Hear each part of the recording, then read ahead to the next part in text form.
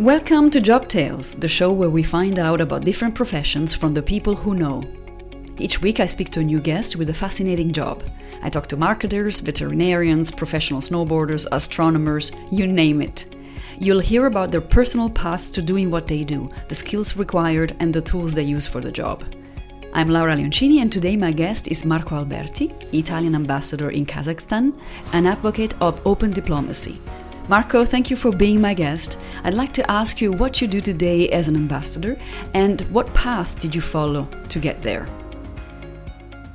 First of all, thank you very much for having me here. It's a privilege to share this, conversation. You said passion. Passion for me is what gets you moving. So passion is the origin of my professional background, which is a public-private professional background. And, I learned during my career, I learned that without passion, you can only be a good professional. But if you are passionate, you can turn, average into excellence, which is something that is extremely required today to create value. One It's of so the true. also the most interesting evolution of any job today is the ability to create value. Diplomacy moved from status to value. We need also, as a diplomat, we need to be able to prove what we are able to do. That's a key point of evolution that modern and contemporary diplomacy is going through. And I entered diplomacy in 2000.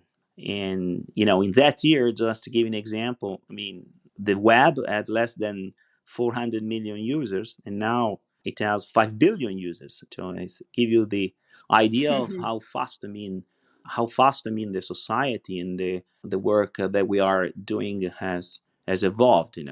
It's Yeah, interesting. It's very interesting in how diplomacy is facing the new global challenges of our time.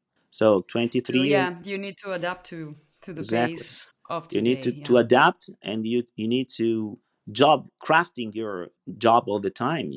There's nothing fixed today. And that's it. And then my professional career has been dedicated to the cooperation between public and private sector, economic diplomacy of growth. I spent some years inside a company, an energy company, a utility, Italian utility, trying to mix my background, my diplomatic background, with a managerial attitude. And I think it's the best way, to concretely learn how to face these great global challenges that we are facing today. Any complex challenge is always a question of public-private cooperation. Sustainability, fight against climate change, or food security. It's impossible to face these challenges without a strong cooperation between companies and governments, international organizations, and also individuals, NGOs. I see that sustainability was at the very beginning of your interest when you started your professional path as a sustainability manager at a company in Milan. How did you jump from the private sector to the Ministry of Foreign Affairs, where you started your 11 years career there? That was due to passion. My passion was international relations, and the way I managed international relations at the beginning of my career was sustainability. So, thanks to this passion, I wanted, to represent my country at the international level. And Okay. it is exactly what I try to do through diplomacy. It's exactly what I'm doing now as an ambassador. I'm proud of being an ambassador because, I think that it's one of the privileges that you can have to represent a country. So, I started on the international level, working on sustainability, and then I jumped to the public career of diplomacy. Let me just add that it's incredible how the concept of sustainability have developed over these years. In that time, it was a sort of, cause-related marketing or a tool to create reputation. And now sustainability has become a strategic part of any, development in public and private organization. It has become something evolved into a sort of creating shared value more than simple sustainability. So at the international level, it's been very useful for me to have been in touch with this, experience of sustainability manager. Did you have to pass like a public exam in order to enter the Foreign Affairs Ministry? Yes, it's one of the hardest public exam in Italy. Very tough, very selective. We were 2,400 for more or less 45 available positions. Wow. Yes, you have to study, but again, So there's no other way, yeah? Yeah, like if no, you want to work for the ministry, you have to pass that exam. exactly. It's Okay. a public selection, Mm. and again, if you are passionate about something, you're ready to bear. I mean, the effort and to dedicate yourself to studying, and then I mean to absorb. I mean, the experience and to transform the experience, to turn the experience into practice. So then you entered, and then you started. I see a chief of staff to the ambassador, and then you climbed up the ladder, deputy consul, and then head of section. At some point, you did also institutional communication and media. And what is interesting that we were talking about just before the interview is that then there was a kind of like a partnership, an exchange, a swap between public and private. Can you tell me about this experience you had? Yeah, I intimately believe that if you want to enrich yourself, your professional background, you need to be open to different experiences. You need to be exposed to exchange knowledge with people or colleagues from different, I mean, industries, And if you want to understand how to manage the global challenges, the public-private, I mean, the cooperation, you need to be open. And I took advantage of a law that we have in Italy, which allows a sort of a swap between public and private executives. As a diplomat, you can spend some years working inside a company, and there is a private an executive from the private company working inside the Ministry of Foreign Affairs for some time, and that's incredibly useful to mingle the different professional experience. It's extremely useful for you to understand how the private companies look at the reality.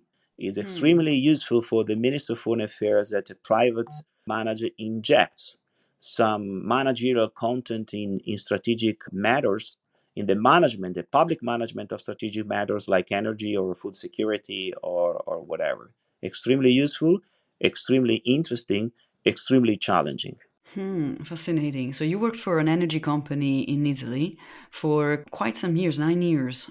What was that, let's say, the lessons that you have taken from the private sector that you were able to then adapt or retranspose into the public sector? Yes, I think that one of the lessons you have mentioned the importance of adapt yourself. I mean, to the incredibly quick change that we are facing. So that's the first point. I mean, don't think of having a job which is the same for eternally. The successful people are the ones who are able to adapt quickly and deeply to the transformation. And the second lesson is connected to the first one, that is very relevant in your profession, in professional lives, to move from the comfort zone to the creative zone. I would say comfort zone is I do what I have always done.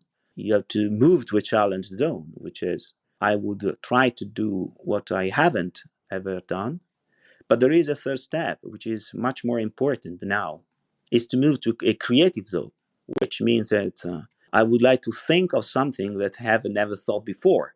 So think about something that you haven't ever thought before, because I mean, the world is changing very fast, and you need to be able to predict what's going on and to adapt yourself and your professional background, I mean, to the quick change that you are facing. There's a concept of leadership by John Mm. Maxwell. Leadership, ability, I mean, to adapt. That's very important. Second lessons: don't be focused on being in charge, but focus yourself on how to take care of the people you are in charge of, because that's the secret for a sort of a new servant leadership, which is much more useful today than the command and control leadership style that was working in the past. How do you see that, servant leadership and leadership, which I like very much instead of leadership? How do you see that in your everyday job? You're an ambassador. What is your everyday life practically? That's difficult to describe, because one of the privileges that we have as a diplomat is the number of activities, different activities that we are performing every day. Just to give you an example, a couple of days ago, I had the visit of our Minister of Foreign Affairs to Mhm. Kazakhstan, and we dedicated some time to prepare this visit on the political, economic, and cultural sides. So, Mm. I mean, we had to organize a visit, to prepare documents, to search for some new opportunities for companies to increase and consolidate our economic cooperation. But at the same time, we have, to protect our national interest abroad. So we have, to grant that the business environment in this country improves. We have to cooperate with the Kazakh authority in order, to have more investment, more Italian investment in this country, but at the same time to protect those investments. We have, we provide consular services to our national communities, the compatriots living in Kazakhstan. And we also, try to represent the country also in different fora that are active in the country. So this is a privilege, It's a privilege to have a great scope of activity. We never get bored. I think that Yes. one of the most interesting aspects of a job is when you never get bored. You can be tired. Being tired is a sort of, a positive feeling. The drama Yeah. is when the problem is when you get bored, but it never happens when you are a diplomat. And let me ask a couple of questions I usually ask about a job. What do you find to be the most fascinating, hence easy, I would say, part of your job? And what part makes you tired, for example? Like, what part is tiring, like mentally or physically tiring or tolling, let's say? Negotiation is tiring because, you move on step by step. You need to be patient. You need to respect the different cultures that, characterize the people you are in front of you. So respectful negotiation is really tiring, is fascinating, but it's tiring. Or when you have, to try to, unleash some creativity in order to, you know, unblock, the bureaucracy that sometimes, stops or makes the work more difficult. That's very tiring. And, the third point could be, to interact with people, particularly because, digitalization has made people, inclined to instant satisfaction, and it's not, when you have them into work in the public sector, instant satisfaction is, very difficult. So we don't have the reaction time of any, platforms, or we can't, react so fast as Amazon, Google, or some other, tech companies. But we need to provide quality services. And again, it's tiring. It's very easy to provide an average service. It's much more complicated and tiring to provide an excellent service, which is our goal. So, on the other end of the spectrum, what is easy? For me, representing my country is easy because I love my country and because I think that we have a huge potential to express as Italy. Italy asked me to make my work easier. That's nice. Yeah, there's a great interest in our country, in Kazakhstan, and in any other country where I used to live. So that's very easy to promote Italy. Is something that gives you the satisfaction and enhance your pride of being Italian. So it doesn't cost me too much. To organize events, promotional events, to help Italy to increase, improve its international positioning, and that's the easiest thing for me. What I find fascinating also as in the diplomatic careers that you then travel to various countries, and I think there is a rotation of 3 years. Every 3 years, you need to change countries. Is that still the case? Yes, we are nomads. That's another interesting point of my career in this time because I'm a professional nomad working in a country which is based on a nomadic culture. We Oh, are nomads, fantastic! and nomads, know very well that they have to move. It's Yeah. part of the background, the DNA of the nomads, and we are professional nomads. I think that there's a trick for any nomad. The trick is living in a country with the idea that he has to live there forever. Hmm. Because if you think that you have to move away in some years, it's a sort of countdown. I don't want to live in a country with a countdown in my mind. I want to live in this country. My effort is living here with the idea that I have to live here forever, to take advantage of any second of my staying in Kazakhstan. Then, you know, the idea to the moment when you have to leave has to take you by surprise. Hmm. That's a secret probably, and Yeah. people always focus on the difficult of leaving a place where you have spent time. I always see the opportunities and the enrichment that you have changing every 3 4 years, the place you are live, and I see how my kids are enriching themselves. I mean, facing Yes, and interacting with fantastic. different cultures. Understanding different cultures, for sure. I'm very intrigued by what you said before about data driven diplomacy versus digital diplomacy. And it's one of the topics that I usually tackle on most of my podcasts, my shows, is how does, the digital world, the AI, VR, and basically the digitalization of our life change your job. So, what is your take on this? First of all, yeah, there's a great difference between digital diplomacy and data-driven diplomacy. The first concept is a digitalization of the tools that diplomats use in order to perform their daily activity. Data diplomacy is how big data, are changing the way we do diplomacy, the concept of diplomacy itself, the services, the values that we can create. And I think that digital technologies are changing deeply, not only the way we perform diplomacy, but the mindset. So we are moving towards a sort of you know predictive diplomacy. The Mm. idea to have a lot of data to predict what's going to happen in one country. We are necessarily, asked to interact with different stakeholders. I think of influencer. Economic diplomacy is more and more interested in sentiment analysis, or how an industry sector is developing in one country, or negotiation. Can you imagine how is it changing? The way you prepare a negotiation when you have big data. To study the counterpart, Hmm. or how impactful the technology are on cybersecurity, which is Yeah. key part of our activity. So the changes are huge. On the other side, it was impossible to expect that diplomacy to keep the same than 20 years ago or 30 years ago, and we need to Mm. take up this new responsibility to adapt.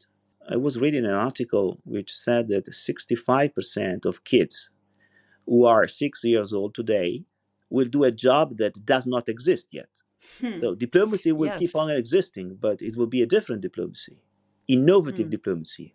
And in Mm. order to innovate and to be able to absorb this quick change, you need to be open.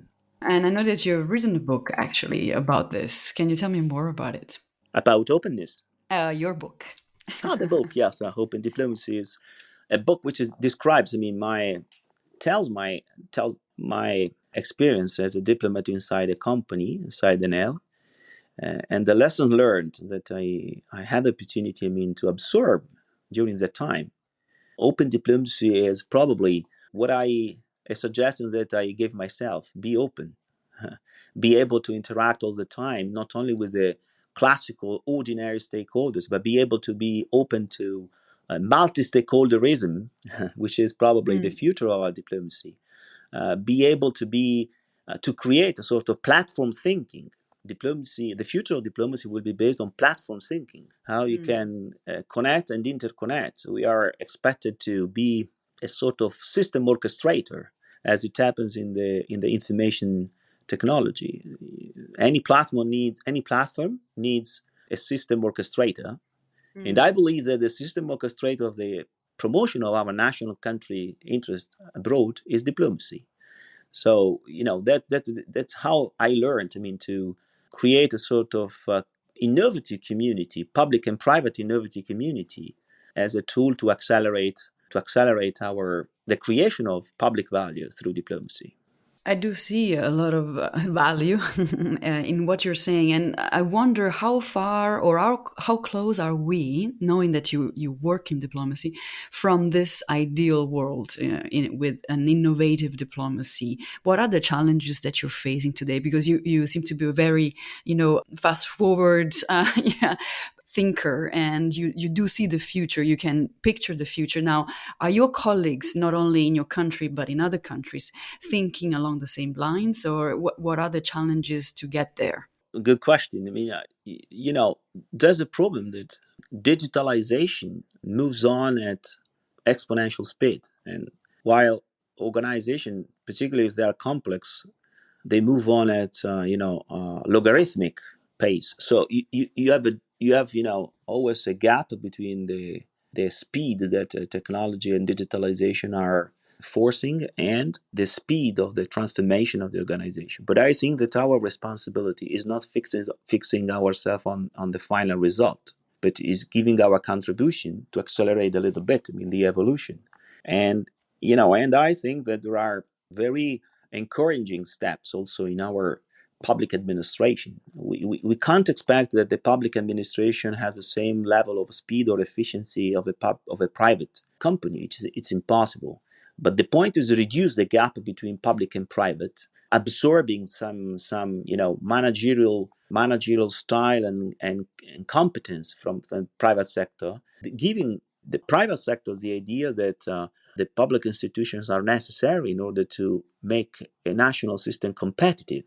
No company is competitive if the ecosystem is not. So that this is a very key point. I think that many diplomats are ready. Sometimes they are courageous enough, and sometimes they are not.